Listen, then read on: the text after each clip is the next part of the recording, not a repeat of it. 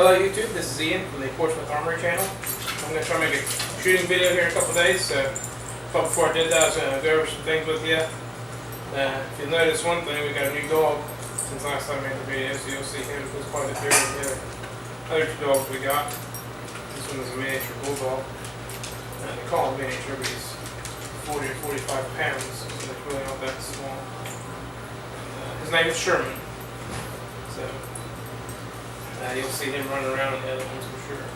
But anyways, I went to the scrapyard. I don't usually buy scrap lead, but someone told me they had a bunch down there, so I checked it out, and it turns out they had close to 1,000 pounds of sheet lead. So I bought 500 pounds of it anyways.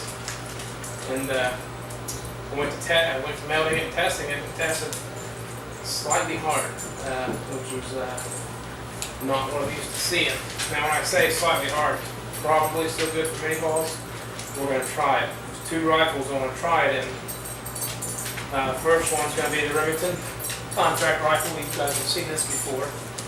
And the trapdoor, we've seen that too. If I remember correctly, the videos weren't that good, so I've got a little better idea how the camera works. So I'm going to try to take some better videos. I know it's pretty dark while I'm shooting this one. So we're going to do another one. But I've got some samples of lead we're going to test. I got a cabinetry lead tester. We're going to run some pure, what I know is pure virgin lead. I've made some samples into bullets with flat meat plates on them. That's what the correct term is. But we'll run them through the cabinetry tester, and I'll show you the difference of softness. And the crazy thing about this extra virgin lead is it passes all the non-scientific tests. You know, you can squeeze the base of the skirt of the mini ball. You can squeeze it, crush it pretty easily. With the virgin lead I've got, you can crush it easier than this other stuff. But it's still, I'd say, you can still crush it pretty good. You know, with pure lead, when you open up the sprue plate, you just get that smear. It looks like on the base. No matter how hot or how fast you cast, this lead does that sheet lead does leave a smear instead of like with wheel weights. If you go too hot or too fast, you'll rip material out of the base of the bullet and have voids in the base. Passes the fingernail test, passes the drop test. If you don't know what the drop test is, it makes a high-pitched ping. It's got some hardness in it. This just makes a thud. And so like I said, all my non-scientific tests, it passes muster. The only test it doesn't pass is the scientific test, and it's not that bad. So it still may pass. So I'll show you. We'll go through some of that. Alright, you can see what I mean by the bases. If you look at these, this is the questionable lead. Take a look at the base of that. See how it's just the sprue is smeared, and here is virgin lead smeared also. Now here is a wheel weight bullet. See what I mean? That material has been ripped off the base of the bullet, leaving a little void. Now does that affect shooting? It may depend on how far you're shooting, and then again it may have no effect on it at all. But that's one way I use to tell if a bullet is pure lead or not. But apparently we have traces of something in this lead. Now let's test a few bullets here. Let me get my camera situated and I'll come back to you. Alright, you can see I've got my tester set up. Here are 3 bullets that were cast with the sheet lead. Those are 45 caliber bullets. I shoot my Ballard rifle. Here's some 50 caliber bullets that are made from dead soft pure virgin lead. I shoot those in my Smith and my Gallagher. So we're going to test the 3 virgin samples. Now on this tester it says on the cross-reference chart that 20 to 30 thousandths is pure. So that's, you can't really see it from here, but I'll zoom in on it and you can see it right there. So I'm going to try to get me testing it and the numbers in all at the same time, but I don't know how good this is going to work.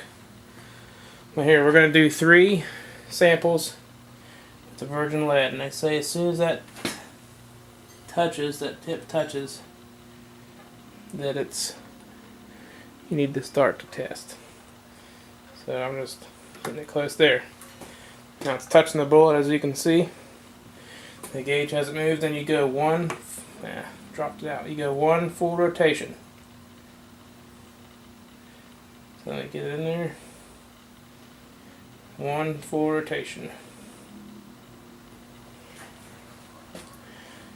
That's 22 thousandths.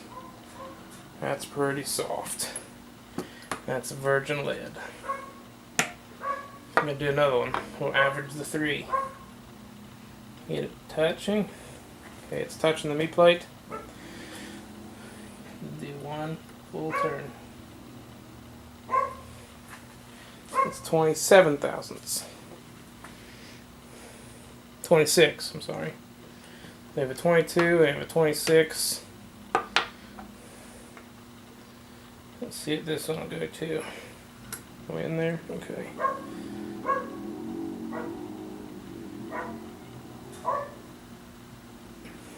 Another 22. So that's pretty soft. I mean, let's see what the margin of error is. I'm going to go a little over this. So even though I go over quite a bit, there I went like a. So it's pretty.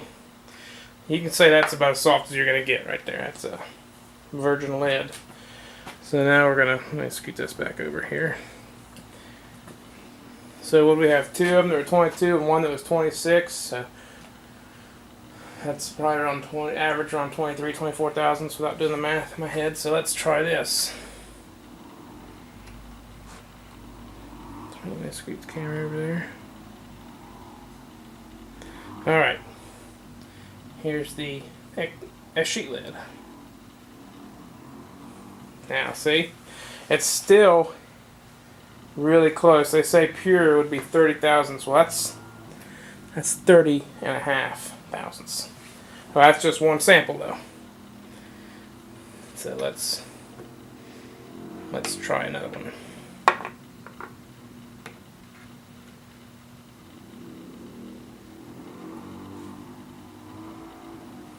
That's right at 30 thousandths. So far, pretty consistent.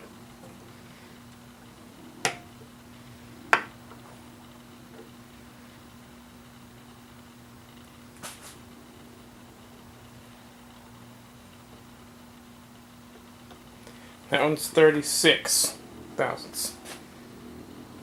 So, take the average of those three rather, and you're just over what cabinetry is calling pure. I can't remember what the chart is. Let me get back with you. I'll meet you back on the table with the guns, and we'll talk more about this. All right. I got on my phone on the internet there, and I got on Cabinetry's website. They have a cross-reference chart on their website. According to their website, 20 to 30 thousandths is pure, what they call pure, and that would be a Brinell hardness of 5. They don't give another Brinell hardness until it gets to 45 to 50 thousandths, and they're calling that 40 to 1, which they're saying is a Brinell hardness of 8.5. So we had the sheet lead, we had 2 that were 30 thousandths, we'll say, and one that was 36. So 31, 32 thousandths, somewhere in there, that's going to be our average. So you tell me. I mean, it's got a tray, like I said, it's got a hint of something in it. I'm not really sure what it is, but it's malleable. Like I said, I can crush the skirt of the Mini. But the real test will be in the put-in. I'm going to try I'm going to try my regular load with this, 45 grains, with the bullet I normally shoot in this. Let's see if that does. This, the bullets are dropping out of the mold at 458 or 459. Well, the groove diameter on this is 463 to 464, somewhere in that, maybe even 462. I don't have a real exact way to measure 3 groove rifle barrels. But, so we're going to see. I'm going to try 2 loads with this one. My normal load is 35 grains. And pure lead bullet, it will bump up, no problem. So I'm going to try a 35 grains and a 40 grain load, because maybe that little extra powder will help that bullet, since it's got just a tiny bit of little hardness in it, help it bump up. But it may not make a difference at all. We're going to find out. Tomorrow I'm going to load up some ammo, and I'm going to try and get up the range sometime soon and try these out. Alrighty, thanks for watching. Stay tuned.